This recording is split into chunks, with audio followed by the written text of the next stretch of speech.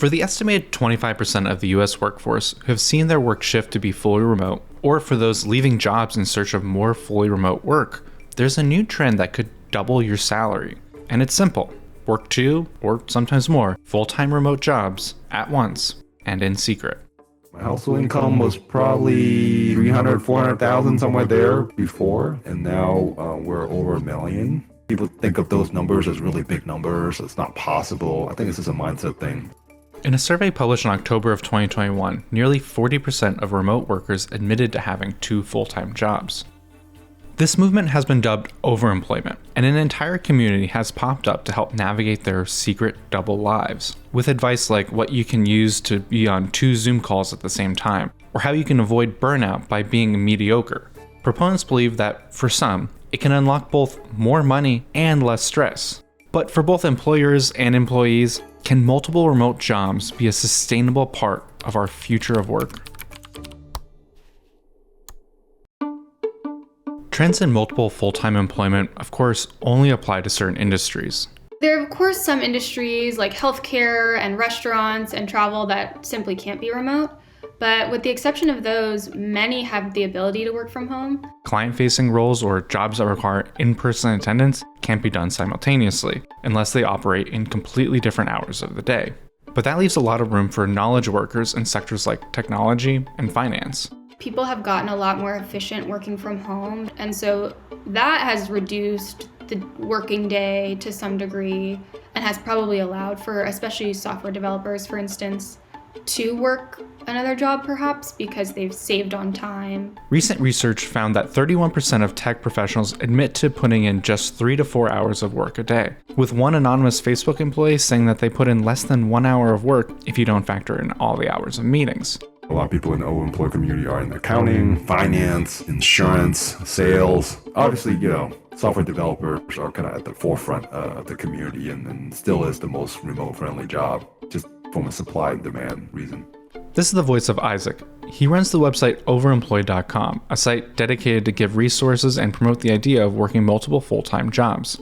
And being someone who himself claims to work 2 jobs, he has asked us to keep his name, voice, and image anonymous. Overemployed really just stemmed from me trying, it out myself, talking to several different lawyers, looking at my employment contract and seeking knowledge and permission, if you will. And then I happened to talk to a family member who was just, chuckled at the idea and said that she knew many people that were doing it. And it's been the biggest open secret out there. I was like, okay.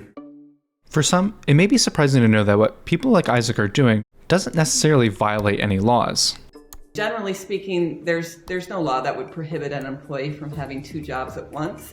At most, it can be a violation of an employer policy. There are some employers who have what they call no moonlighting policies. Some are a complete ban on outside employment. Some say no outside employment that interferes with your job duties or conflicts with what you do for the employer or with the employer's business. Nevertheless, those who have 2 jobs often go to great lengths to hide that fact. I tend to have a very defined structure on how I structure my days. My days actually very busy being a dad.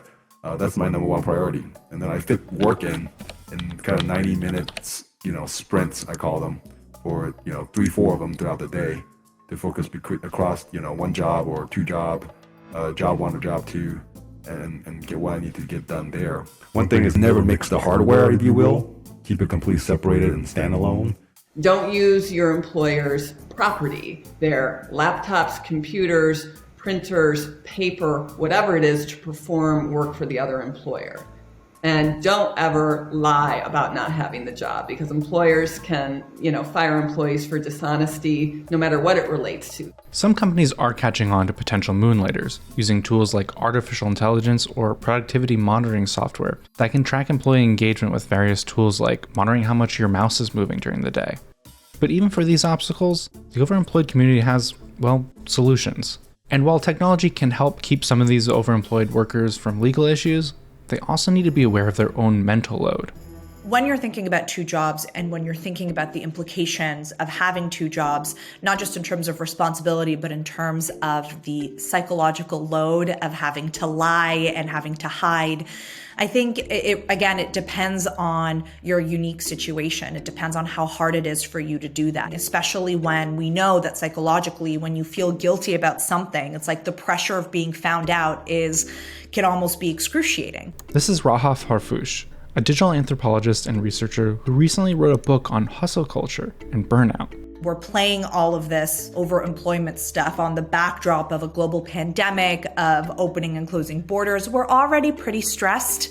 Many of us are already pretty stressed managing enough uncertainty. So if that's not your personality, adding yet another giant bundle of uncertainty that could have legal, financial, reputational consequences, it would just be something that I would advise that a person would really think through because, all the money that you could earn, if it ends up tanking your reputation in industry or having legal consequences and stressing you out so you can't even enjoy your time off, those are the hidden costs that we need to take a look at. I think that's just a misconception that people have that if you do multiple jobs, you must be overworking. You don't have to. If you're productive and thoughtful about how you allocate your time with deep focused work, etc. As Isaac explains, having two jobs, at least in his experience, has actually reduced the stress around his work.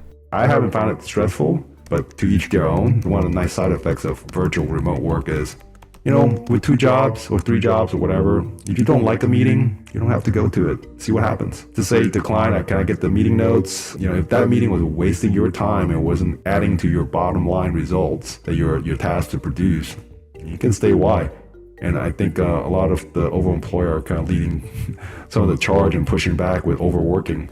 That a lot of people with one job are overcompensating actually and overworking because they're worried about their job. And that's why they're the ones that are going to meetings 12 hours a day back to back. It's a choice. It just really comes down to it's a choice of what you do with your time. And taking that time back is a mindset shift that is at the core of what the proponents of overemployment believe. Detach yourself from your job, don't wrap your identity into work, and strive to simply meet expectations, not exceed them. In our work culture, we have the sociological phenomena called work devotion, which is a set of behaviors that we all do, that we've all done, that signal to our colleagues and coworkers that we deserve our success. So what ends up happening is their sense of self-worth becomes intrinsically linked with how hard they work, with the type of job that they work. And then it's not even about the job that they have, it's about how hard they're working for that job. What we've actually been seeing research-wise economically for years is that people are working really hard. There are some people that are working 2 and 3 jobs, not overemployment, just 2 to 3 jobs in the gig economy, part-time work, and still are not able to make ends meet. And so for me, I think if you are going to do this and separate your sense of self from your job, if that's what it takes for you to say, hey, I am not my job title, that maybe I want to be present and joyful and healthy and happy and have relationships, I think that's great. And even if it is possible to work 2 full-time remote jobs, it likely isn't going to be for everyone. But it does point to a larger trend happening in work overall, a shifting perspective on our work-life balance. When the pandemic happened and lots of people lost their jobs, a lot of people were slow to come back to their employer, or there was just this psychological shift where they were rethinking the type of work that they wanted. And that resulted in a labor shortage. And so now people have this power to negotiate and sort of get the type of work that they want. As the economy recovers, workers have used this new power to find better working accommodations, in a movement that some have been calling the Great Resignation. We really saw this idea of the Great Resignation start in the middle of last year. And this was as unemployment benefits started to kind of unwind and people were going back to jobs that they had before the pandemic. But they realized that the hours were very rigorous, for example, or that the work was not positioning them for the future that they wanted. We've moved away from 40 hours a week at your desk, 9 to 5, and toward people having more autonomy over how they want to shape what their careers look like long term. And for some in the overemployed community, growing your income the traditional fashion by being promoted can look less attractive. For example, according to Glassdoor.com, the average total pay for a software engineer is about $156,000 per year at Google and around $166,000 per year at Meta. And while senior software engineers make significantly more money, it still isn't as much as having 2 more junior roles. If you have a full-time job, you have one source of income. And if based on continuing economic disruptions, layoffs are becoming more and more common across industries.